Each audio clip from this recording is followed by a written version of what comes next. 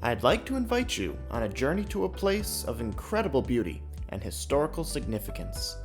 Here, human ingenuity and perseverance dug a canal that would forever change a young nation.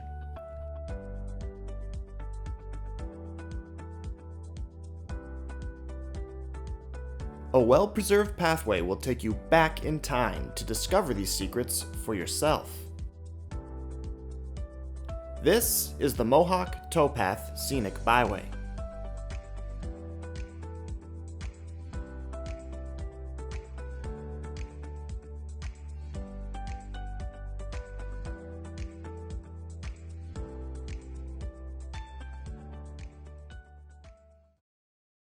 If you're not familiar with the Mohawk Towpath Byway, it can easily be found in the Capital District of New York State, just north of the city of Albany. Technically, this byway is a driving route that traces the easternmost extent of the old Erie Canal. The drive itself could easily be accomplished within a few hours. However, the impatient tourist might not realize all there is to see. Indeed, the neighboring municipalities have joined together to create a series of parks and preserves that beautifully showcase the natural and artificial resources of this corridor. To truly experience all the byway has to offer would require you to step off the beaten path and explore through hiking, biking, and kayaking. There are several days' worth of adventures along the broader byway corridor. Now, since this video can't be several days long, we can only show you some of the highlights here. We'll begin at Cohoes in the east and end in Schenectady to the west. And with the help of drone photography, we'll see this area from a unique aerial perspective.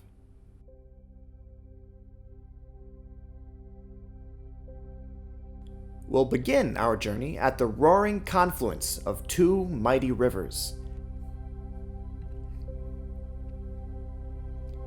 Cohoes Falls is formed where the Mohawk River spills into the Hudson and makes for an awe-inspiring sight. Before the advent of the steam locomotive, peoples across North America were primarily linked together by navigable oceans, lakes, and rivers. As you can imagine, through the colonial period, these falls made for an imposing obstacle to travelers.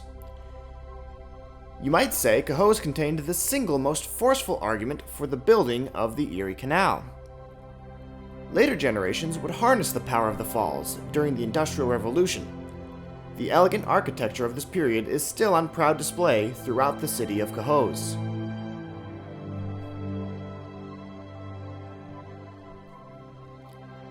In neighboring Waterford, we see the eventual solution to the problem posed in Cohoes. In 1825, New York State completed work on a massive 360-mile canal that would link Lake Erie with this point on the Hudson River. This Erie Canal not only circumvented Cohoes Falls, but all the other natural obstacles that plagued travelers of the past. Here in Waterford, the canal is still in operation.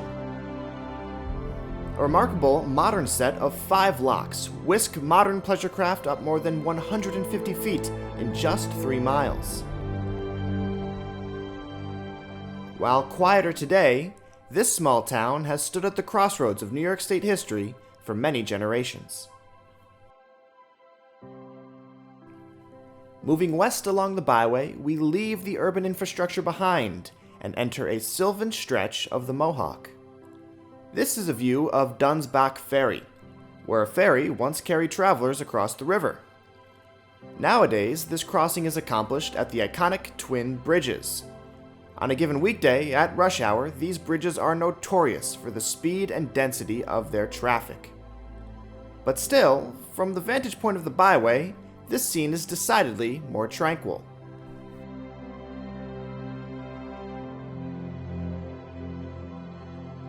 We now find ourselves at another ancient river crossing, this one known as Vischer's Ferry.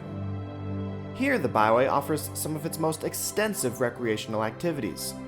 The old Erie towpath, where horses and mules once towed packet boats, sits just above the becalmed canal waters, inviting you to stroll along.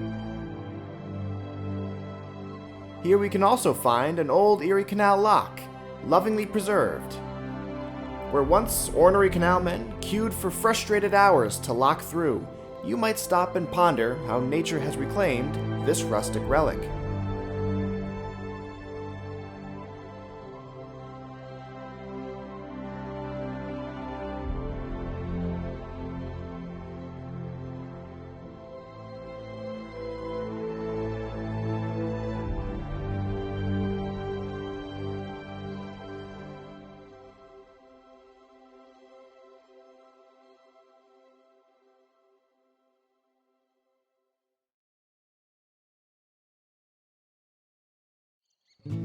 Just beyond Vischer's Ferry, the whole of the Mohawk takes yet another tumble at Lock 7. On the south side, a massive modern lock allows passage around this smaller falls.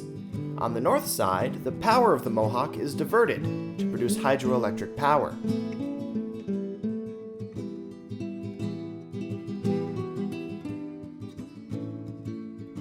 Built atop a natural rapids, the man-made levee fills in a large reservoir above it.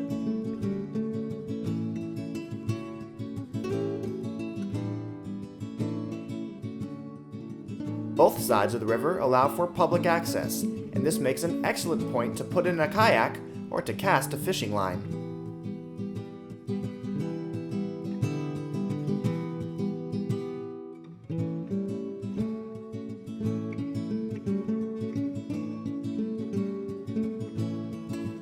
The high cliffs around Rexford are just as imposing from the air as they are from the river. At first glance, we might simply see the natural beauty of this area. If we look closer, we might notice some solemn stone arches.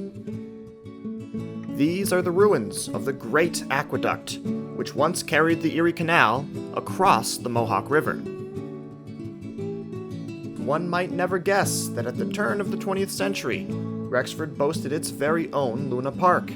This amusement park attracted thousands of thrill seekers from miles around to its gates.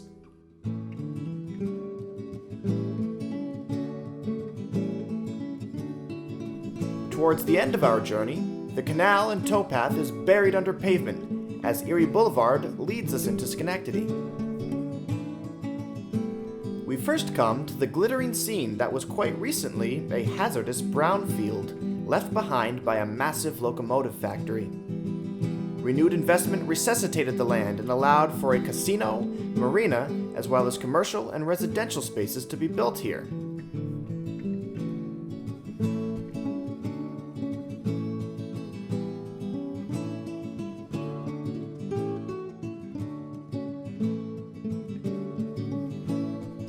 But if this is the latest development in Schenectady's cityscape, there's more than 3.5 centuries of history to be found just next door in the historic Stockade district. These streets were first laid down in 1661 and feature incredible architecture from the 17th, 18th, and 19th centuries.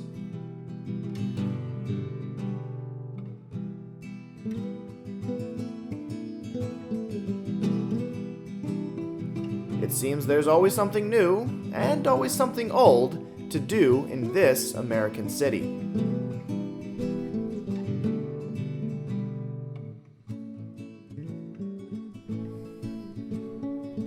The village of Scotia is just a jaunt across the river. Visitors here will be welcomed by the 18th century homes of the Glen family, the wide lawns of Collins Park, and the classic small town feeling. And while this marks the end of our journey today, it should by no means be the end of your ambitions. Tourists can follow the old Erie Canal clear across the state, finding many more hidden gems along the way. I hope you enjoyed this aerial tour of the Mohawk Towpath Scenic Byway. But make no mistake, this is no substitute for seeing it for yourself. So grab a bike, a kayak, or maybe some comfortable running shoes. And hopefully, we'll see you soon along the Mohawk Towpath Byway.